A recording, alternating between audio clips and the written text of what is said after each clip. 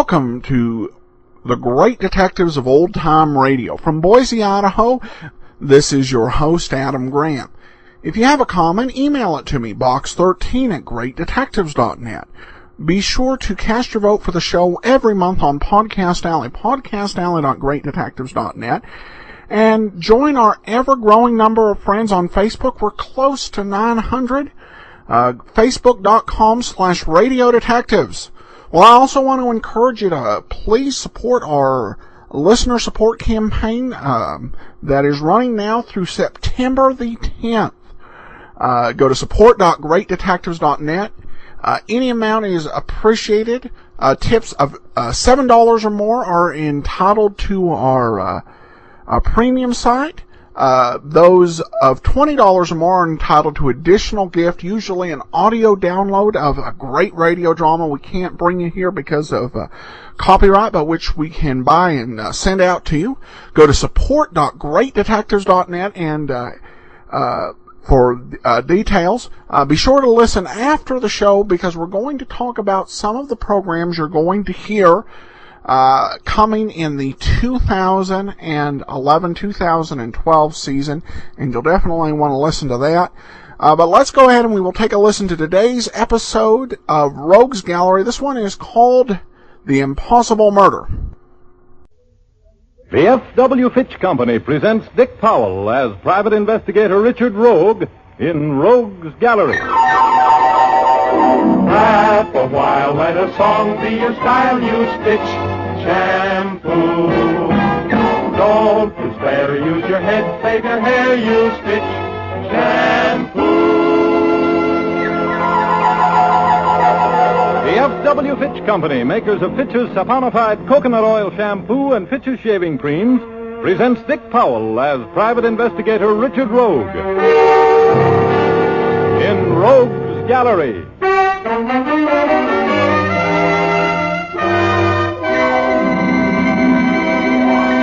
Rogue speaking. I guess it wouldn't be polite for me to make the statement that Judge Colin Baker was a snake. I'll just say I think there was some truth in the rumor that he did shed his skin 3 times a year. The judge, who isn't a judge anymore, was a big barrel-chested guy with a dramatic mop of wavy white hair worn in a sort of a modified wind-blown bob, the better to impress the juries with. He'd made himself a reputation back east as a fire-eating DA, and then later as a hanging judge. He'd been out here about 5 years and had built a statewide reputation as a brilliant criminal lawyer on a set-a-thief-to-catch-a-thief basis. He had just won a big case, and he was having a cocktail party at his penthouse apartment on top of the building, which housed his plush offices. Betty Callahan had covered the trial, and now she and a photographer from her paper were covering the party. I tagged along. Oh, there was a dandy crowd there. Pasty-faced politicians, tired-faced women, and the old two-faced judge in all of his glory. I think it's a lovely party. Oh, Richard, isn't this a lovely place? Clear up here on top of this building. Just like living on a mountain. Yeah, only you can't lock the bottom entrance of a mountain. You see anybody here you would really like to know? Now, don't be bitter. You know I had to come here tonight. I don't like these people any better than you do. Well, get it over with as soon as you can. Let's go someplace where I can take my hand off my pocketbook. Well, my dear Miss Callahan, I'm sorry I couldn't get over to you before. Indeed I am. I saw you come in, but... Richard Rogue, I'm so glad you could come, sir. Thanks. And now, my dear, I suppose you like some pictures. I see you have a photographer with you. How thoughtful of you. Yes. Could I get a group around the fireplace? Just you and the people connected with the trial, the defendant and the witnesses. Of course. I'll round them up for you immediately. Oh, thank you, Judge. Yes. Mike? Yeah? You ready to go? Hey, they're sure serving good liquor here. Real scotch. None of that near scotch I get at the bar. Good. Now, here's what I want, Mike. Get me some shots of the group that's forming over by the fireplace. Right. We'll put the judge in the middle. And have everybody congratulating him and the man he saved from the gas chamber. I can think of a few captions for that picture. Richard. Yeah, we couldn't print him. You can't call a prominent guy like the judge a crook. And you can't call a murderer after a board jury says he's not. You get the idea, Mike. Come on, Mike. You stay right here, Richard. I'll be back as soon as we've covered the art angle on the story. And then we leave, right? Yeah, just as soon as I can, dear.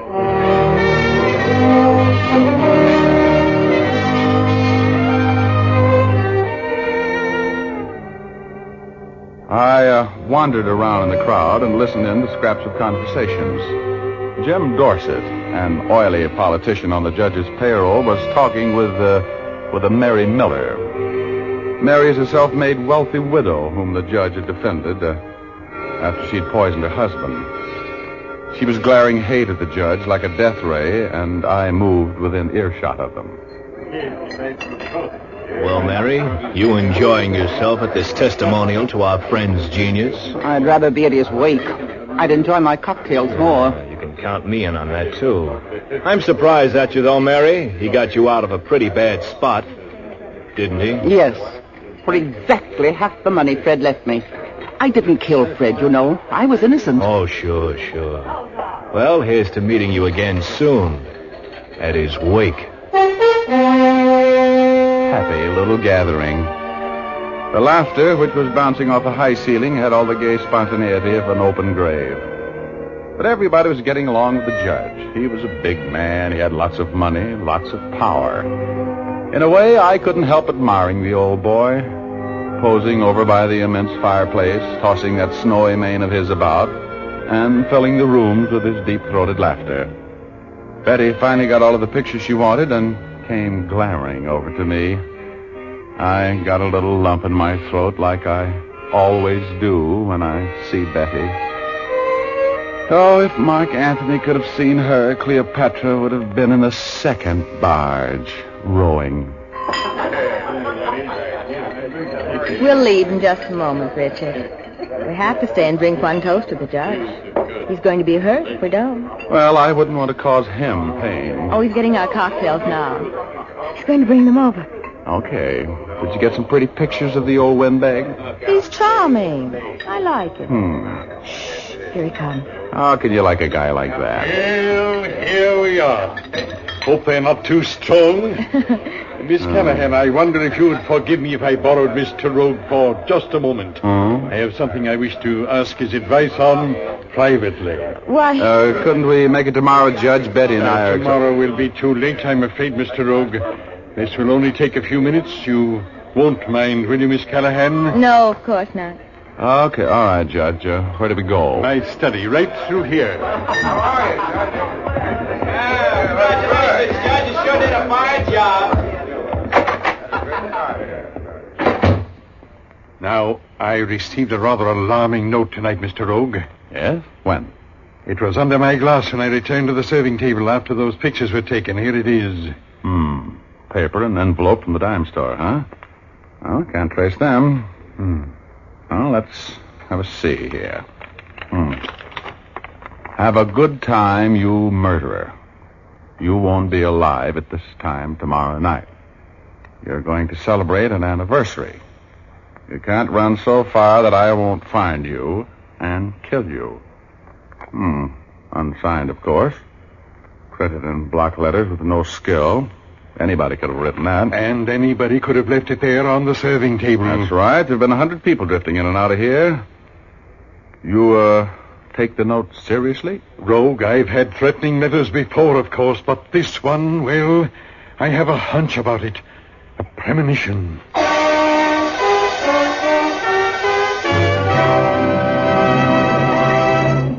We'll return to our story in just a moment. First, when it comes to good grooming, your mirror can't tell you everything. It can't tell you how much clean, fragrant hair adds to that indefinable something called charm. Don't take chances on detracting from your loveliness. Keep your hair fresh and clean-smelling at all times by using Fitch's saponified coconut oil shampoo regularly. This clear, golden liquid shampoo lathers magnificently and washes away dust, dirt, perspiration, and unpleasant odors from your hair. Fitch's saponified shampoo is made from mild coconut and pure vegetable oils. It never leaves the hair dry or harsh feeling. Thus, you can use it as often as you like and be sure that your hair is shining clean and free from offending odors. Have a professional application of Fitch's saponified coconut oil shampoo the next time you're at your barber or beauty shop. Or buy a bottle at your drug or toilet goods counter. Ask for the economical large size, 16 ounces for $1. Now back to Dick Powell as private investigator Richard Rogue in Rogue's Gallery.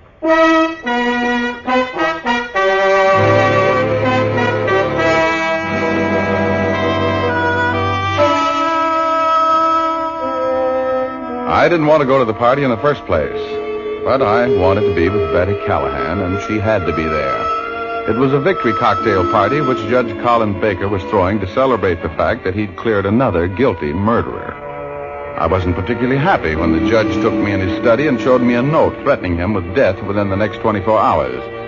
In fact, I didn't pay much attention until I looked at the judge's face. He was scared. Rogue, I've had threatening letters before, but this one, well, I have a hunch about it, a premonition. Oh, what are you going to do about it? The safest place in the world for me to stay is right here in this penthouse, and I want you to stay with me, Rogue. Me? I'll pay you well for your time, and... What's well? I'll give you $500 if you'll stay with me for the next 24 hours, Mr. Rogue. Oh, 500 clams, huh?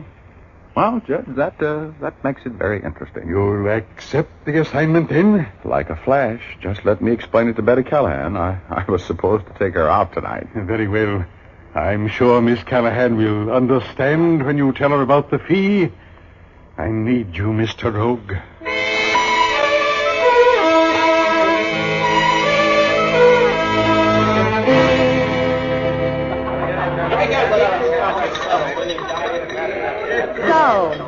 You're so busy you have to break your date with me. That's a habit of yours, isn't it, Richard? Oh, Well, you won't ever have to do it again.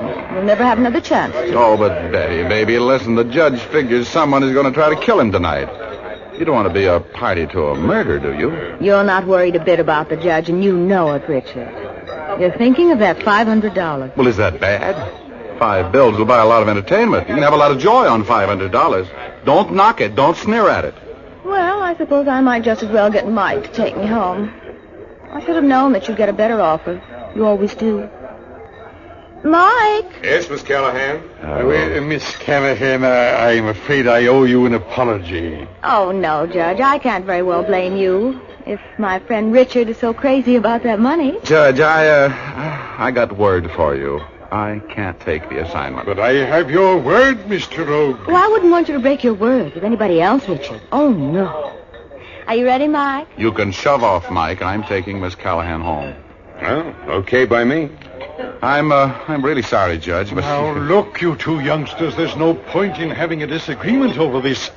Why don't you just stay here until the rest of the guests leave? They're beginning to leave now. Then, Mr. Rogue, you can take Miss Callahan home and come back. That would leave you alone for about an hour. There's only one entrance to this place. That's my private elevator. I'll give you the key. You can lock it as you leave. No one can possibly get up here. Oh, I don't want to cause all that trouble. Oh, it'll only be a little while, baby. I hope you'll do this favor for me, Miss Callahan. I need Mr. Rogue's moral support tonight. Even at my age, I feel that I'm too young to die.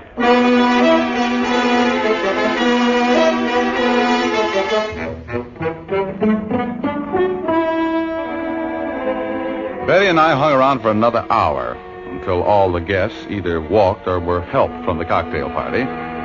Then the judge and I went through the penthouse like acid goes through cotton. We looked under everything that was raised from the floor and behind everything that stood a foot high. Then we turned on the floodlights and searched the area surrounding the penthouse. Then the roof. There was nobody there. The judge was alone when Betty and I rode his private elevator and locked it with a foolproof lock before we got into my car and headed for her place. Betty was annoyed, and that ride home was as romantic as a tub full of wet wash. But she'd been annoyed before, and I wasn't worried. I left her at her apartment and fiddle-footed out to my car. I opened the car door, bent to get in. Oh!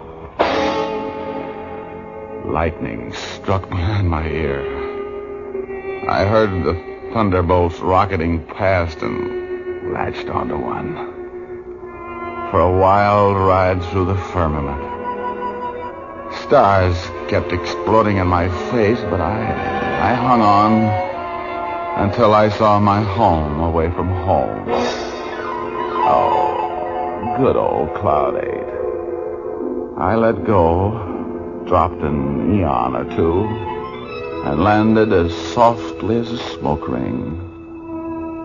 I didn't open my eyes for a moment. Chiefy, wake up! You're home! Oh, hello, Igor. I didn't think you were ever going to get here, Rogie. I was worried. Where have I been? I saw you go by here a couple of centuries ago. You went right past. I saw you way upstairs knocking at the pearly gates. But they wouldn't let you in. Igor, this isn't... Oh, tell me that this isn't... Oh, no, Chiefy. You're way north of there, and you're alive. Oh, I'm glad to know that. What happened? Somebody knocked you out of the park, Rogie, and then you went for an automobile ride, and then... I gotta get out of here. Oh, yes, you do. You've been gone a long time. An old friend of yours is trying to get through to you. You know what time it is, Rogie? No. It's 9:30 at Emmett. Over you go, Chiefy. All right, Igor. Give me a shove. So long, Chiefy. See you next week.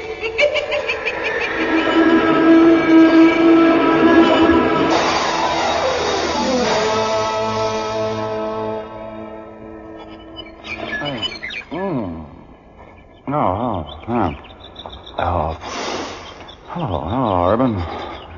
What are you doing? I'm trying to get these handcuffs off you.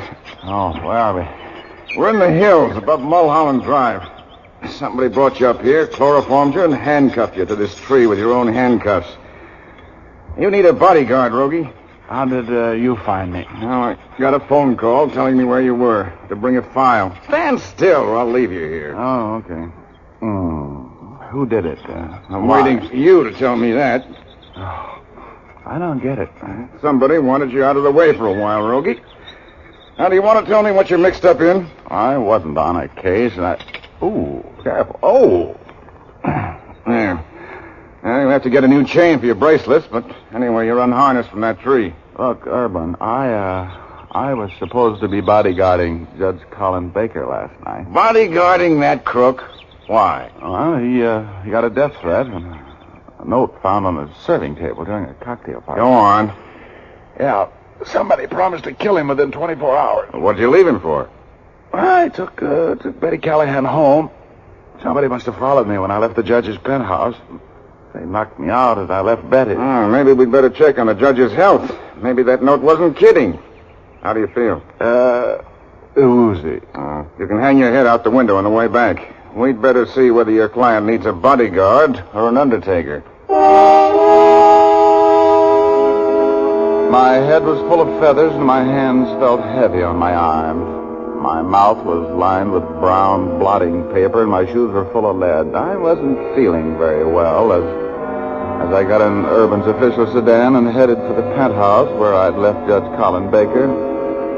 My head ached like a broken heart until I took a couple of pills from Urban's first aid kit. And by the time we pulled up in front of the office building, I felt like I had a chance at living if I wanted to, and I decided I wanted to. The private penthouse elevator was still locked, just as I'd left it, and that made me glad. We entered it.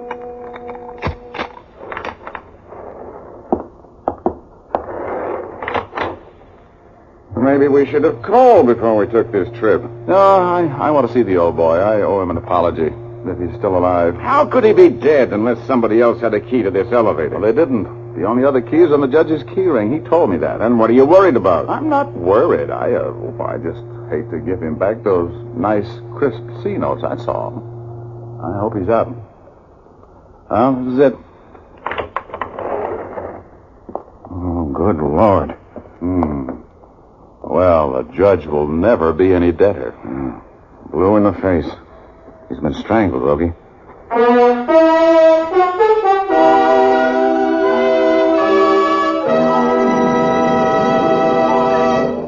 We'll continue our story in just a moment. First, a word to the ladies. It's long been acknowledged that fragrance and charm go hand in hand. But unpleasant hair and scalp odors can banish charm in a hurry. By using Fitch's saponified coconut oil shampoo regularly, you can keep your hair flower fresh and fragrant.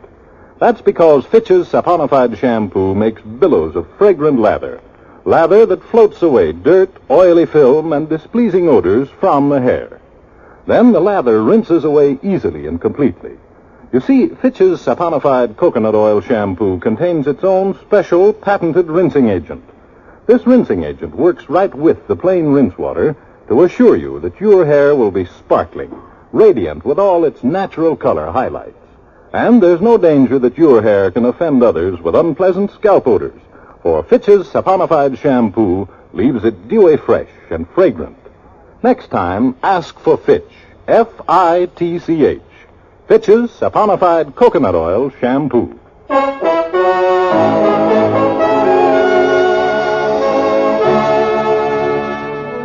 Now back to Dick Powell as Private Investigator Richard Rogue in Rogue's Gallery.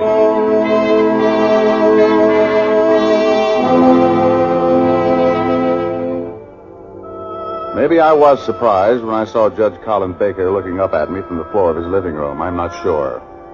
I had a hunch. Don't ask me why. I just had a hunch that he was dead when Urban brought me out of that stupor up there above Mulholland Drive. Judge Baker's face was as blue as a policeman's coat as he lay there, and his eyes were staring, wide open. Urban and I walked over to him.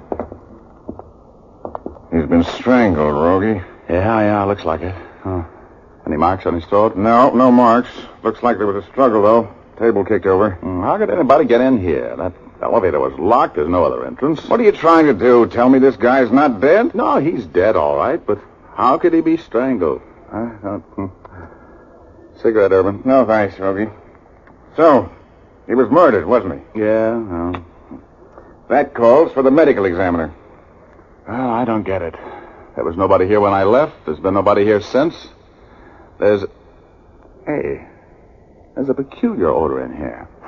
Smell it? No. Sit down, Rogie, while I look around. There's been a murder. You're mixed up in it, and I want to talk with you. Oh, you think I killed him? I didn't know him that well. Wasn't even mad at him. Hey, what's that? A check. A check for $2,500 made out to the victim and signed by Mary Miller. Was she here last night? Yeah, she was here. And she didn't like the judge. But I never heard of a dame her age doing a human fly act. Maybe she had a key to the joint. But she didn't. Believe me, she didn't. Where's the phone? No, it's in the bedroom. Well, I'm going to use it. Wait here, Rogue.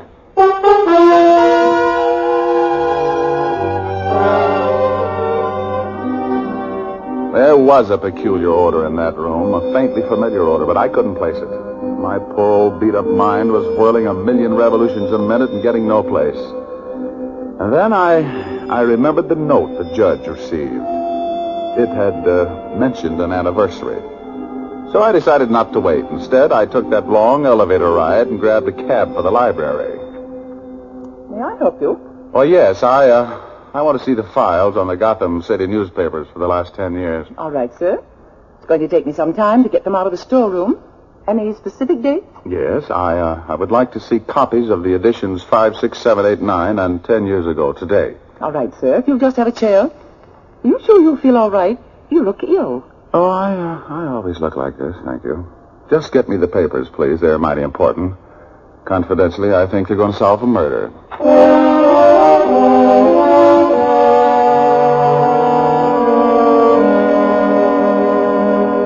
The librarian got me the papers. I went to work on them. Gotham City was the city where Judge Colin Baker had made his reputation as a hanging judge. My hunch was as strong as a bride's coffee, and it paid off. In the issue for 7 years ago that day, I found the name of Judge Colin Baker on the front page. A man he had sentenced to the chair for murder had been executed, screaming his innocence. Within an hour after the electricity had torn through the body of this man, Harold Michaels, the real killer had confessed. And this was the anniversary of that legal murder. I called Betty Callahan at her paper. She wasn't there. She was covering the police investigation of Judge Baker's murder. I took a cab back to the judge's penthouse. Oh, isn't this terrible, Richard? If it hadn't been for me insisting on you taking me home, the judge would have been alive. Or I would have been dead. Where have you been, Rogie? I told you to stay here. I'm not doing your work for you, Urban. I got the motive for this murder. You have, Richard? Now, what did the medical examiner have to say, Urban? Oh, you know the doc. He just did a little muttering about cyanide. Won't give any official opinion until he's had a chance to analyze the contents of the body. What's your theory on the motive? Well, Hey, Betty, where are you going? I'm with the working press. Mike and I are going to get some pictures. All right. I can hear that massive intellect of yours ticking, Rogie. And I recognize that far-away look in your eyes. Now, what goes? Don't stand there like a dummy. If you've got any theories, let me in on them. Cyanide, huh? Look, Urban, this place is air-conditioned, isn't it? The penthouse is. The building isn't. Yeah? I'll be back in a minute. Hey, where are you going? I'll be back in a minute. I want to check that theory of mine.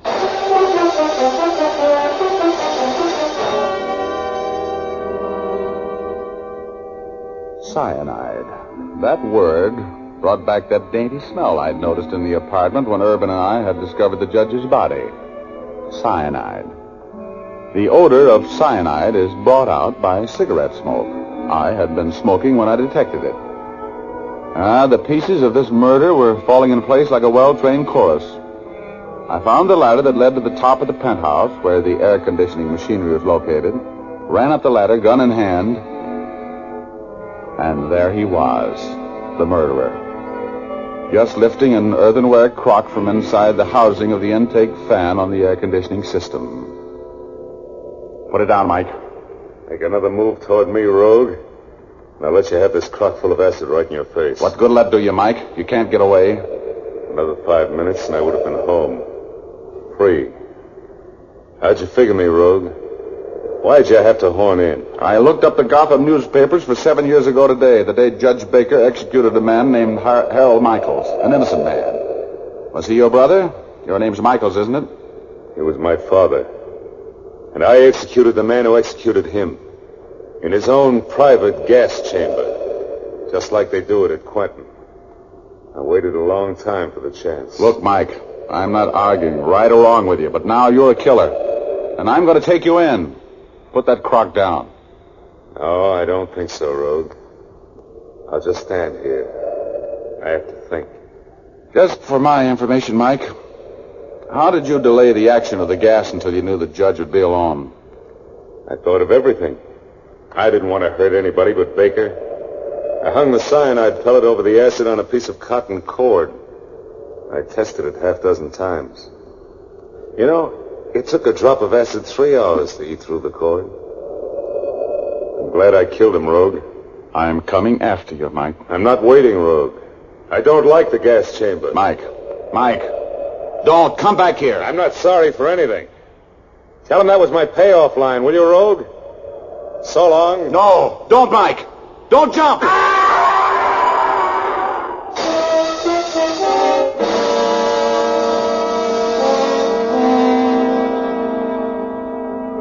Mike's plan for murdering the man who'd caused his father's execution was as near perfect as any murder will ever be. While the guests were having whoopee at the cocktail party, he put that jar of acid in the air conditioning intake, hung the cyanide pellet over it, and was back at the party, leaving that note before anybody missed him. When he found that I was going to return to spend the night with the judge, he had to knock me out, get me out of the way for at least 5 hours. 3 hours before the cyanide fell into its acid bath, and 2 more hours which it took for the air conditioning system to completely change the air in the penthouse. Oh, it's clever, I thought. Yes, it looks like I did it again. Had a narrow escape, though, but that didn't bother me. I drive every day in the Los Angeles traffic. You know what I mean?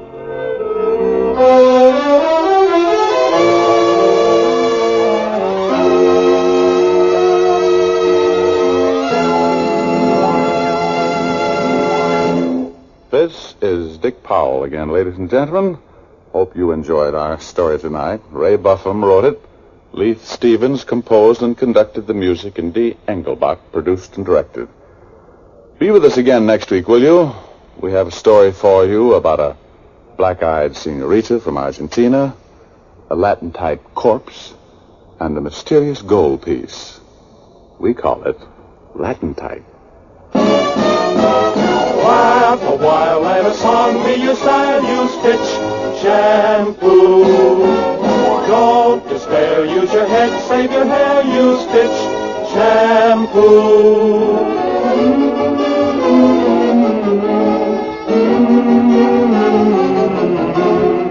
Laugh a while, let a song be your style, use Fitch shampoo. Laugh a while, let a song be your style, use Fitch shampoo. Don't despair, use your head, save your hair, use Fitch shampoo. After and between Fitch shampoos, you can keep your hair shining and manageable by using a few... Welcome back. Well, on the bright side, we found out that Rogue leaving the apartment did not lead to the judge's murder. As Rogue expressed, the only thing that would have happened differently was that he would have been killed as well. And of course, we have Gerald Moore back in the role of the murderer. And I was thinking about that last week. It's an episode of Rogue's Gallery, and Gerald Moore is not the heavy. He's not even in the episode. But thankfully, balance has been restored. All right, well now, as promised, I'm going to share with you about the shows that we are going to be adding on Tuesdays during the 2011-2012 season. Rogue's Gallery will take us through the rest of this season and a couple weeks into the next one. Shows that we'll do will be Candy Matson, The Adventures of Christopher London, the old-time radio Poirot shows from the 1940s, and that will be replaced by Pete Kelly's Blues, then Leonidas Witherall, and finally, The Fat Man. So to repeat, Candy Matson, Christopher London, Poirot, Pete Kelly's Blues, Leonidas Witherall, and The Fat Man. So a lot of shows will be parking in on Tuesdays next season. Alright, and we do have one listener comment, simple best podcast around. Well, thank you so much and appreciate all of your support.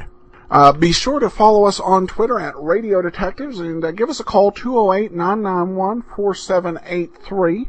And support the show with your donation during the show support campaign, which runs between now and September 10th. Go to support.greatdetectives.net. But we'll be back next week, another episode of Rogue's Gallery. And tomorrow, it's Let George Do It.